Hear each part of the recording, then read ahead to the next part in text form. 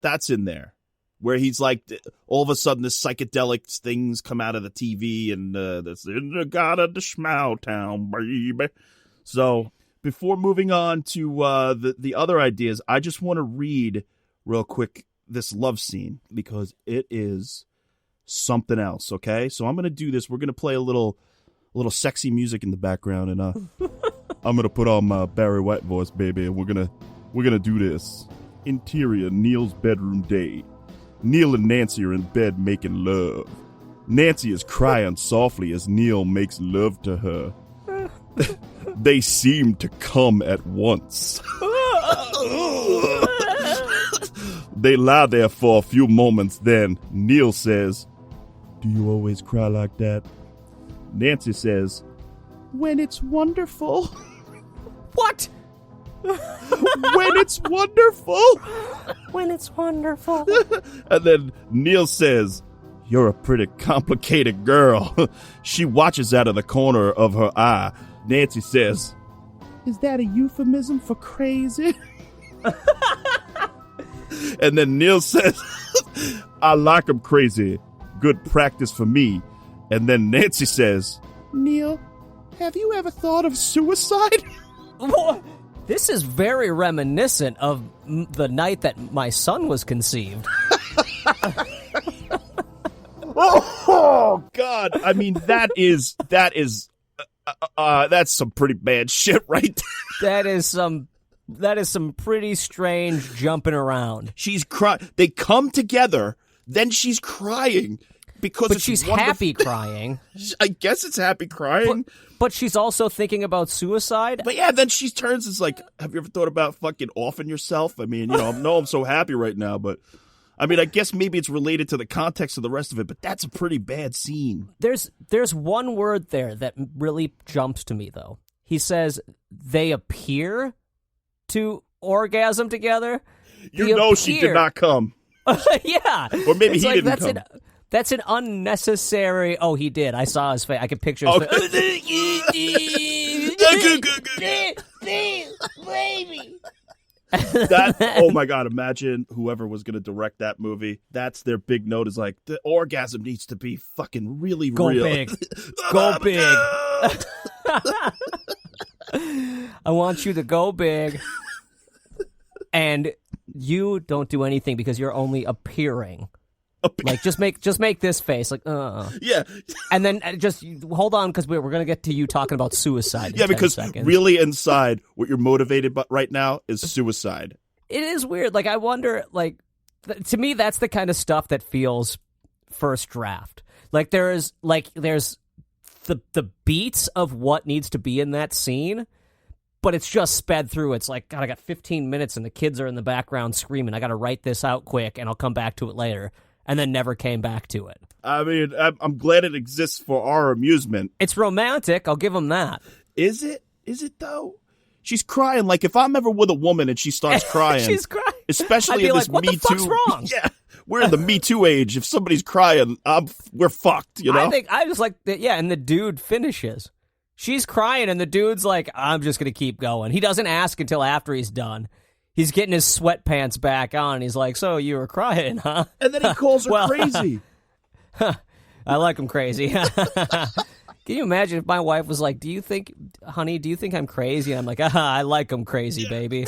I'd be done for.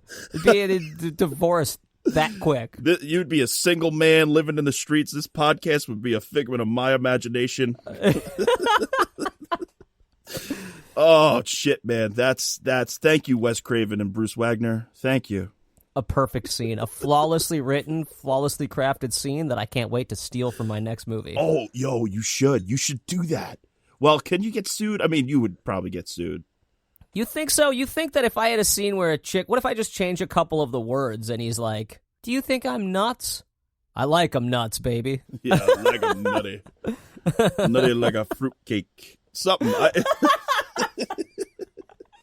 Now, talking about nuts, let me nut in your eye while you think about suicide.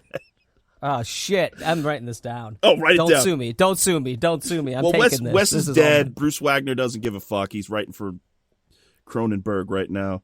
And whatever, New Line Cinema, they don't care. They got the Lord of the Rings money. They're good. Again, I think in the 80s, that sequence, that scene, isn't that out of place. Really? Think about Fast Times at Ridgemont High. Like, think about these movies that have these fucked up sex scenes. Like, there's a scene in Fast Times at Ridgemont High where a fucking grown-ass man fucks a high school girl for her first time. She's gotta be somebody schmow down. But there's stuff in that movie that's really fucked up. And there's stuff in a lot of those 80s movies where I'm like, that scene in 87, I think they would have got away with it. Not that they were trying to get at Wes Craven is like, can I get away with this? No, I mean, I just mean, like, I don't think that scene was that out of place of the era. True. And Heather Langenkamp, is that how you say her name? Heather. Sounds right. The name is right. I think she's a decent enough actress that she could have played that. Yeah, and that's the thing is, like, every time I rewatch it, I'm always kind of blown away by, especially in the first movie, the performances from everyone, like everyone in the movie, and in the third one as well. I think all of the performances are really good. Like, everyone does a fucking hell of a job. Oh, so let's move on to some of these other ones. You got any favorites? I mean, I have to go off the top. I thought that the idea for the Peter Jackson movie is such an interesting concept. Incredible. To me, the idea... So to throw it out there for people, the idea of Peter Jackson's... It would have been the 6th movie? Yeah, it was instead of Freddy's Dead, it was a competing, I guess, script for Freddy's Dead, The Final Nightmare. And it was called Dream Lover. Dream Lover, which is a terrible name, I think. I think Dream Lover is terrible. They could have used the Bobby Darin song. Come on. The word lover in any title is just, it's like instantly creepy.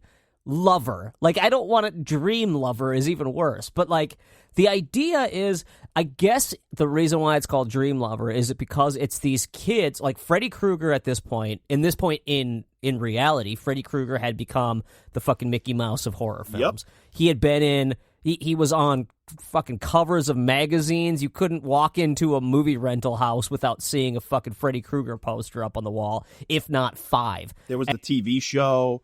He was just like a horror host. He was your friend. So the idea was to play off of that, and Freddy had become such a joke that kids were actually, like, taking sleeping pills to go into dreams to beat the shit out of Freddy Krueger. Yeah. Like, everyone knew how to fuck with him. Like, he was like the old joke. And so all these kids were going in to fuck with him, and then Freddy figures shit out, and he starts figuring out how to kill these motherfuckers. Yeah, I think the first one is accidental. Like, he accidentally kills a kid, and it starts to give him powers, and he's like, oh, shit.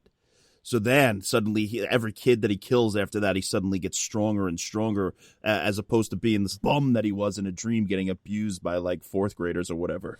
And to me, the beauty of this movie is that you almost make Freddy the good guy. Like, he kind of was in a bunch of stuff, but you're watching Freddy at this point then going, like, these little fucks are fucking with Freddy, which at this point we love Freddy. Like, we didn't want to see him the villain. Right. Like, we were a fan of Freddy more than we were of any other character in the movies. So finding a way to twist that and make him into the actual lead character of it. And a sympathetic anti-hero. Right. To me, that's amazing. But then also the hard part about that movie is finding a way to also make him the villain.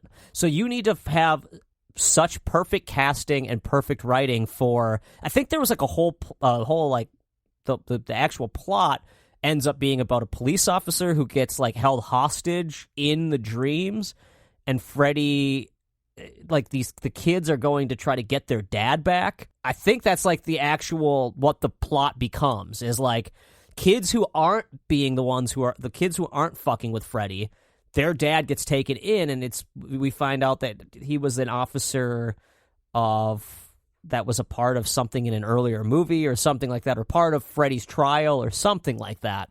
And so Freddy can like control this guy, and the kids go to try to save their dad and have to defeat Freddy once and for all or whatever. I dig it. I mean, because the first half, Freddy could be the sympathetic, abused character, and he kills all the bullies, and you're like, yeah. But then when he starts killing the innocents, that's when this group of Goonies type kids goes in and fucks with him and kills him. That's great. I love it. And the cool thing is like if you play the lead character up as actually still being terrified of Freddy, because you got to have a teenage kid who's going to save his dad or her dad or whatever. So if that kid is terrified of dreams and you set that up early in the movie, they're sympathetic. Freddy is sympathetic through the first half based on all these other kids fucking with him, and you're okay watching Freddy fuck up a bunch of kids for a while in the movie because you're like, these little fuckers who were going in there, taking sleeping pills, fucking with Freddy, they gotta die. But the one who doesn't want to go in there and fight, he is the one or she is the one who does end up having to go in there and has to actually take on Freddy for the final fight. I don't know why they chose Freddy's Dead, The Final Nightmare over this. You can't really find the Dream Lover script online, but the one good thing that came out of that whole situation is that essentially his involvement with Peter Jackson's involvement with this Freddy franchise at New Line led to him getting Lord of the Rings. Bob Shea has come out and said that. Bob Shea, he was this founder of New Line Cinema, and said essentially a script for the Nightmare on Elm Street remake helped them choose Peter Jackson as the one who was going to shepherd Lord of the Rings. What, did you find any that you really liked? Well, there's a few. There's one that I thought that was interesting. It was a Freddy versus Jason concept. Is that like Freddy has a cult of worshipers called Fredheads, and they all wear Christmas sweaters and they burn themselves and they're trying to resurrect, Freddy, and that's just a great idea. But then somehow Jason gets into the mix, and there's all this weird shit. That to me is such a cool concept, a cult that worships Freddy trying to resurrect him. Why can't we get that movie? What the fuck is wrong with that? There's a bunch more. I mean, there's like you said, Freddy's Funhouse. That was one that Freddy Krueger himself, Robert Englund, came up with. Yeah, so I'm trying to remember exactly what the plot of that one was supposed to be. Yeah, I don't really remember. There's so many. Well, we're going to have to do like a follow-up because there's seriously like 40 different things as far as Nightmare on Elm Street. I mean, like we said, John Saxon, he did one where it's like a prequel to Freddy Krueger, when he's killing the kids. But it turns out the twist of it is that Freddy is actually innocent and it was Charles Manson and his gang killing the kids. Which for me, like that was the disappointment, the biggest disappointment of anything from the remake or reimagining or whatever, was the fact that they set it up like Freddy was innocent in the trailers and in everything. They made it seem like this movie was going to be the Freddy is innocent one. And then it just became the same fucking movie again. Like they just did the same thing, but without Robert Englund's amazing performance, without a lot of the fun, and with some really fucking awful visual effects and terrible acting. So what the movie basically missed the mark on every front, but the biggest to me was the fact that I thought it was going to be a different take. It was going to be Freddy's getting revenge on the parents that fucking killed him over nothing. And that idea of getting revenge, I'm trying to think when that one came out, but I'm pretty sure I think I didn't see it till way later, and I think I saw it when my wife was pregnant. And I remember being like, wow, what a fucked up way to get revenge, killing people's kids. Like, that's so awesome. So to me, that's the movie I wanted to see. I wanted to see the reimagining being him fucking with the parents that killed him for being a pedophile murderer, even though he wasn't. He was just a sweet voodoo-loving guy or whatever kind of witchcraft he's into. And when they killed him, he was like, fuck this, I'm killing all of your kids and you're going to watch me do it. This is a major surprise. There's a prequel that was very close to being made called Nightmare on Elm Street First Kills. And it was about, the same thing we're talking about, the prequel of, when Freddy was killing people, the kids, this and that. And then it's about how he went on trial and all the sleazy lawyers that were starting to try to get him off. And the man that was behind this and who was supposed to direct it is named JOHN McNAUGHTON.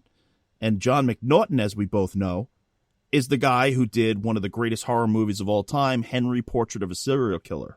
Yes, yes. I know I mispronounced a serial killer. I'm like fucking Tom Brokaw over here, serial killer. Henry, Portrait of a Serial Killer. But it's you've got a little bit of a. Yeah, you got a little bit of Sean Connery.